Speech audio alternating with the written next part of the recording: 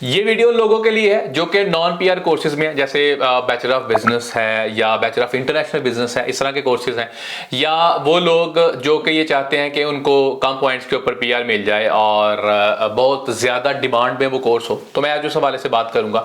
मैं बात करूंगा सिविल इंजीनियरिंग ड्राफ्ट पर्सन के हवाले से, इसकी स्टडी और इसकी जो इसके प्रोस्पेक्ट्स क्या हैं आगे पीआर के हवाले से, और कौन कौन से वीज़ा जो हैं इसको आप पढ़ के आप अप्लाई कर सकते हैं। तो आज मैं इस हवाले से बात करूंगा।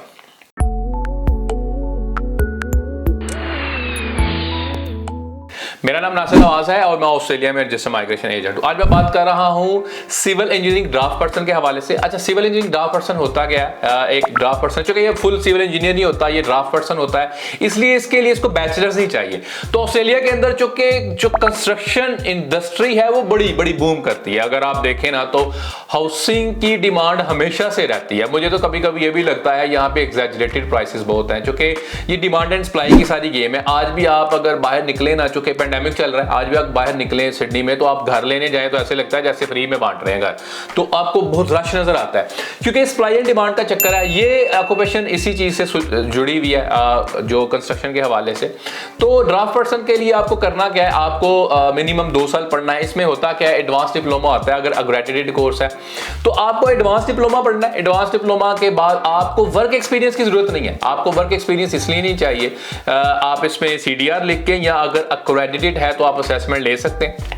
2 साल इसलिए चाहिए कि आपको सब क्लास 485 अप्लाई करने के लिए ऑस्ट्रेलिया की जो स्टडी है, ऑस्ट्रेलियन स्टडी है, वो मिनिमम 92 वीक्स क्राइकोस रजिस्टर्ड हो तो आप टीआर के लिए या 485 के लिए एलिजिबल होते हैं। तो ये आप पढ़ के, चूंकि ये वेट कोर्स है, तो आपको 18 मंथ्स की मिल सकती है 485, यानी कि टीआर ग्रेजुएट वीजा जो कहलाता है, ये मिल सकता है। इसमें आपकी असेसमेंट हो जाती है। रिसेंटली अगर आप इसके दादोशुमार देखें तो आप ये देखेंगे कि इवन के बहुत ये सिविल इंजीनियर से भी कम पॉइंट्स के ऊपर इसकी असेसमेंट आई इनविटेशन न्यू साउथ वेल्स के हवाले से। अच्छा, ये न्यू साउथ वेल्स में या आउट स्टेट में भी पढ़ा जा सकता है, लेकिन आपने ये देखना है पढ़ के कि कहां पे ज्यादा डिमांड है। मुझे न्यू साउथ वेल्स में ज्यादा नजर आती है, और न्यू साउथ वेल्स में अगर आप देखेंगे लिस्ट में भी है, इसके अलावा कम पॉइंट्स पे भी इसकी इनविटेशन इसका आ जाता है। आप ये पढ़ने के बाद आप कर क्या सकते हैं, ये पढ़ने के बाद आप टीआर अप्लाई कर सकते हैं। उसके अलावा सब क्लास 190, सब क्लास 491, सब क्लास 189 इसलिए क्योंकि ये मीडियम टू लॉन्ग टर्म में आता है। तो 189 थोड़ा सा चैलेंजिंग हो जाएगा क्योंकि सीटें बड़ी कम है, जैसे कि आपको पता है। लेकिन इसका ये बिल्कुल मतलब नहीं है कि नामुमकिन है कि आपको सिविल इंजीनियरिंग ड्राफ्ट पर्सन पढ़ने के बाद 189 नहीं आ सकता, इनविटेशन वो भी आ सकता है। लेकिन ज्यादातर अभी जो मुझे अभी रिसेंटली जो चीजें नजर आ रही हैं कि ऑस्ट्रेलिया ने सारा शिफ्ट किया है, इंडिपेंडेंट स्किल वीजाज के बजाय स्टेट नॉमिनेशन में ले गया, यानी स्टेट्स को ज्यादा कोटास देने शुरू कर दी, स्टेट्स को ज्यादा सीटें देनी शुरू कर दी। जो कि 190 है या 491 है, आप देखेंगे स्टेट्स के बाद बड़ी ठीक ठाक सीटें आती हैं। अगर देखें न्यू साउथ वेल्स के बाद हाल ही 190 के लिए तकरीबन 4000 सीटें, 491 के लिए 3640 है। इसी तरह दूसरी स्टेट्स के अंदर काफी ज्यादा सीटें दी हुई हैं। तो ये सारी शिफ्ट जो है पॉलिसी, ये बेसिकली स्टेट नॉमिनेटेड की तरफ ले गए।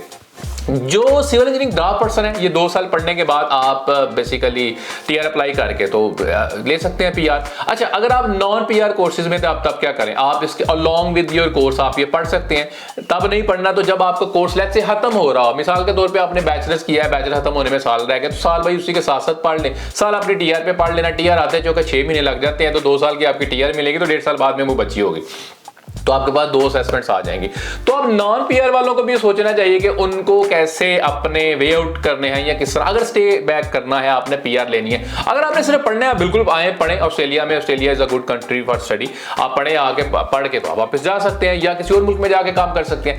लेकिन अगर आपने यहाँ पीआर लेनी है तो आपको एक बात समझने की जरूरत है, ये बहुत जरूरी नहीं है कि आप क्या कर रहे हैं, ये भी जरूरी है कि ऑस्ट्रेलिया को आपसे क्या चाहिए। तो इसीलिए ये लिस्ट को जो पब्लिश करते हैं वो बहुत सर्वे के बाद, बहुत ये सर्वे करने के बाद, रिसर्च के बाद पब्लिश करते हैं कि इंडस्ट्री में किन चीजों की जरूरत है। तो आपकी जो स्टे बैक पॉलिसी है ऑस्ट्रेलिया के हवाले से, तो ये ऑक्यूपेशन बड़ी जबरदस्त है। 2 साल की आपको स्टडी चाहिए, जैसे मैंने पहले बोला, उसके बाद टीआर हो जाती है, और आपने इसी तरह पीटी करना है या आपने नाटी कर लें तो आपके ठीक ठाक इसमें पॉइंट्स बन जाते हैं। 70-80 पॉइंट्स में भी बात बन सकती है, इसके ऊपर 75 पे भी बात बन सकती है, क्योंकि ये बहुत हाई डिमांड में है। अगर आपको इस हवाले से मजीद इंफॉर्मेशन चाहिए, आप कमेंट कर सकते हैं। हमें सपोर्ट करने के लिए, हमारे चैनल को सपोर्ट करने के लिए सब्सक्राइब करें। Thank you.